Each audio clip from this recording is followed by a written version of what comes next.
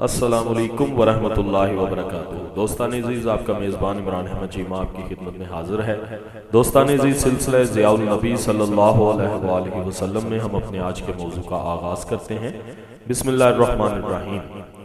خدا کی قسم، اس سے زیادہ دلکش اور اثر آفرین کلام میں نے آج تک نہیں سنا تھا، اور نہ اس دین سے بہتر کوئی اور دین میں جانتا تھا۔ میرے دل نے اس دعوت کی عظمت اور سچائی کے سامنے سر تسلیم خم کر دیا۔ اسی وقت سرکار کے دست مبارک پر اسلام کی بیعت کی اور کلمہ شہادت پڑھ لیا۔ پھر میں نے عرض کی، یا نبی اللہ، میں اپنی قوم کا سردار ہوں، سب لوگ میرے حکم کی تعمیل کرتے ہیں، میں یہاں سے اب واپس ان کے پاس جا رہا ہوں، انہیں اسلام قبول کرنے کی دعوت دوں گا۔ حضور دعا فرمائیں اللہ تعالیٰ مجھے کوئی نشانی عطا فرمائے جو تبلیغ کے اس کام میں میری معاون اور مددگار ثابت ہو۔ حضور علیہ الصلوۃ والسلام نے دعا کے لیے ہاتھ اٹھائے اور عرض کی، اے اللہ، اس کو کوئی نشانی عطا فرما دے۔ دولت ایمان اور نعمت یقین سے مالا مال ہو کر میں مکہ سے روانہ ہوا۔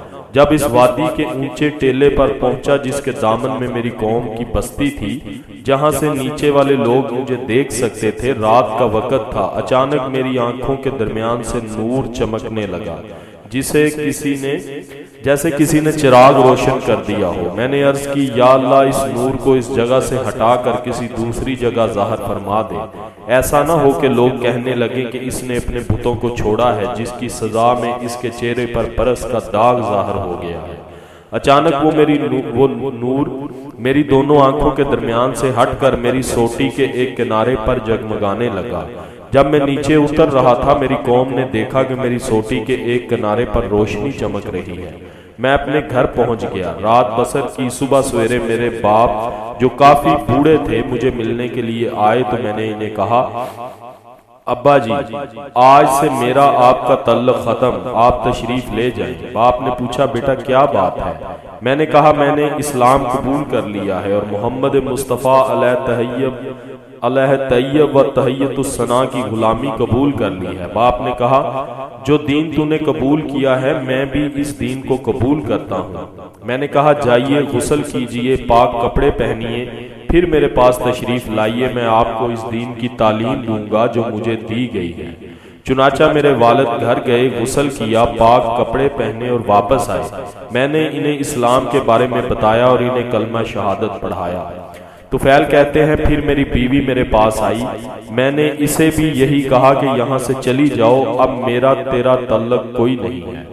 اس نے کہا، میرے ماں باپ تجھ پر قربان ہو جائیں، ناراضگی کی وجہ کیا ہے؟ مجھے کوئی بات تو بتاؤ۔ میں نے کہا، اسلام نے میرے اور تیرے درمیان جدائی کر دی ہے، اب تو میری بیوی نہیں رہی۔ اس نے بھی کہا کہ میں بھی وہی دین قبول کرتی ہوں جو تم نے قبول کیا ہے۔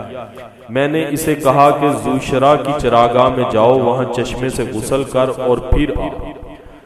زوشرا قبیلہ دوست کے بت کا نام تھا، ارد گرد کا علاقہ اس کے لیے وقف تھا۔ وہاں پہاڑی سے ایک چھوٹی سی آبشار آ کر گرتی تھی۔ بیوی نے وہاں جانے سے پہلے اپنے خاوند کو کہا، ہمارے چھوٹے چھوٹے بچے ہیں، کہیں یہ دیوتا ناراض ہو کر انہیں گزند نہ پہنچائے، اس بات کا بھی خیال کر لو، پھر لینے کے دینے نہ پڑ جائیں۔ طفیل نے مومنانہ یقین سے کہا کہ اس کا ضامن میں ہوں، تو فکر مت کر۔ چنانچہ وہ بھی نہا کر کپڑے بدل کر آ گئی۔ طفیل نے اسے بھی اسلام کی تعلیم دی، پھر اسے کلمہ شہادت پڑھایا۔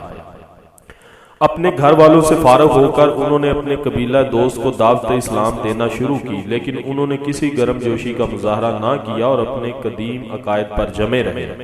میں قدر مایوس ہو کر مکہ مکرمہ میں اپنے ہادی برحق صلی اللہ علیہ وآلہ وسلم کی بارگاہ میں حاضر ہوا اور عرض کی، یا نبی اللہ، میں نے اپنی قوم کو مسلمان بنانے کی بہت کوشش کی، لیکن دنیا سے ان کی محبت اور لہو لعاب سے ان کا شغف انہیں مسلمان ہونے نہیں دیتا۔ رحمت عالم صلی اللہ علیہ وآلہ وسلم نے دعا کے لیے اپنے مبارک ہاتھ اٹھائے اور عرض کی، اے اللہ تعالیٰ، قبیلہ دوست کو ہدایت دے۔ پھر مجھے فرمایا، تم واپس چلے جاؤ، انہیں تبلیغ کرو، لیکن نرمی اور محبت سے انہیں اسلام کی طرف بلاؤ۔ آپ کہتے ہیں کہ میں اپنی قوم کو اسلام کی طرف راغب کرنے کے لیے سرگرم عمل رہا، یہاں تک کہ حبیب کبریا علیہ تحیت و ثنا مکہ سے ہجرت کر کے مدینہ طیبہ رونق افروز ہوئے۔ بدر، احد اور خندق کے مارکے بھی انجام پذیر ہو گئے۔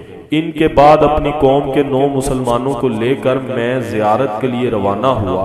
ہمارا قافلہ جو قبیلہ دوست کے 70-80 گھرانوں پر مشتمل تھا، مدینہ طیبہ پہنچا۔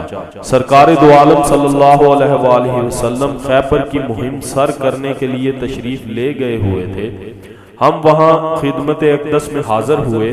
ہماری دل نوازی فرماتے ہوئے ہمیں دوسرے مجاہدین کی طرح مال غنیمت میں سے حصہ دیا، لیکن علامہ علی بن برہان الدین الحلبی اپنی سیرت کی کتاب السیرۃ الحلبیہ میں لکھتے ہیں، حضور نے طفیل بن عمرو الدوسی کے قبیلے اور حبشہ سے ہجرت کر کے خیبر میں حاضر ہونے والے حضرت جعفر کے ہمراہیوں کو مال غنیمت میں سے حصہ دینے سے پہلے مجاہدین خیبر سے مشورہ کیا اور انہیں کہا کہ وہ انہیں بھی اموال غنیمت میں سے حصے دار بنائیں۔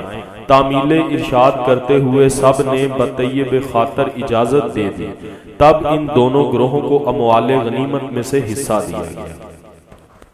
سبحان اللہ۔ دوستان عزیز، یہ تھا آج کا موضوع۔ امید کرتا ہوں آپ کے لیے کافی انفارمیٹیو اور فائدہ مند ثابت ہوا ہوگا۔